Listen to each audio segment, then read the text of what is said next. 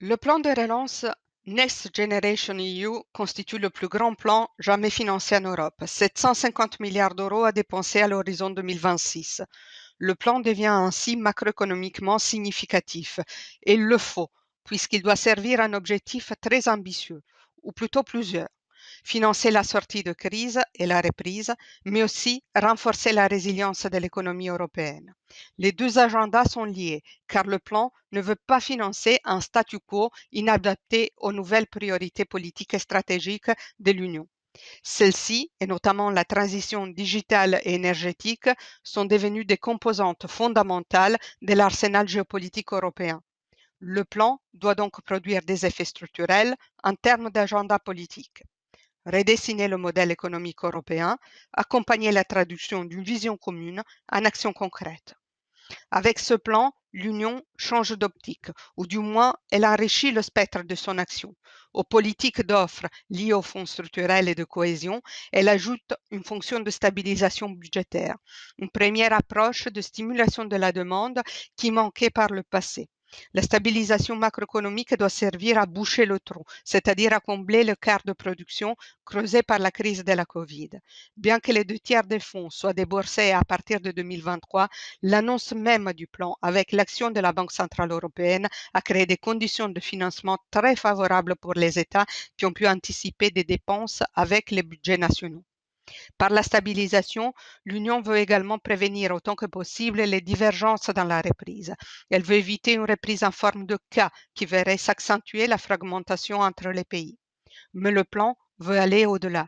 Il veut aussi combler l'écart creusé par la crise précédente, la grande crise économique et financière, et donc ramener la croissance de l'économie européenne sur un rythme qui n'est pas celui décevant des années 2010, mais plutôt celui plus soutenu de la première décennie de ce siècle. Il faut donc aussi définir une politique de l'offre qui ne vise pas seulement à combler les retards de certains et à faire converger les trajectoires de croissance, mais qui cible aussi un changement de pas pour l'ensemble de l'Union. Et cette nouvelle politique de l'offre se doit d'être coordonnée. L'Union définit ses priorités. Le plan concentre son financement sur des domaines nouveaux qui ne bénéficient pas d'autres fonds européens. C'est ainsi que seulement un dixième des fonds va abonder les programmes existants du budget de l'Union, tandis que le restant finance les plans nationaux de relance via la facilité pour la reprise et la résilience. Dans le cadre de ces priorités, le plan européen laisse suffisamment de flexibilité aux États et aux plans de relance nationaux pour façonner leurs préférences. Les plans nationaux peuvent donc dessiner un projet pour le futur du pays, intégré dans le futur de l'Union. C'est ainsi que le plan européen n'est pas dominé par des projets transfrontaliers ou communs.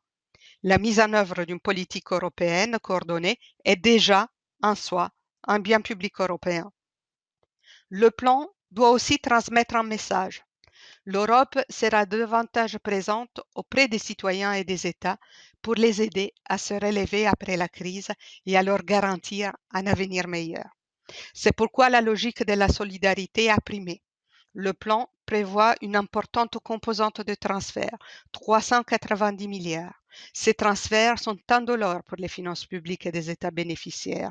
Ils seront payés par le budget de l'Union, c'est-à-dire par les contributions nationales des États calculées sur la base de leur capacité à payer, leur revenu national brut. Il s'agit là d'un effort redistributif très important. Les fonds sont alloués aux pays en fonction de la taille de leur population, de leur PIB par habitant et du taux de chômage. C'est ainsi qu'Italie, Espagne et France sont les principaux bénéficiaires en montant et les pays de l'Est de l'Europe en pourcentage de leur revenu national. Mais la logique de la responsabilité a aussi été renforcée. Les fonds ne doivent pas financer des dépenses récurrentes permanentes, mais des projets, principalement d'investissement, orientés vers le futur. Ces projets doivent promouvoir la productivité pour augmenter le potentiel de croissance. Ils doivent aussi pouvoir s'appuyer sur un écosystème favorable et s'accompagner d'une réforme en profondeur de la gouvernance économique. Le lien entre les aspects budgétaires et les aspects de gouvernance qui faisaient défaut jusqu'à présent dans l'activité de supervision de la Commission est ainsi établi.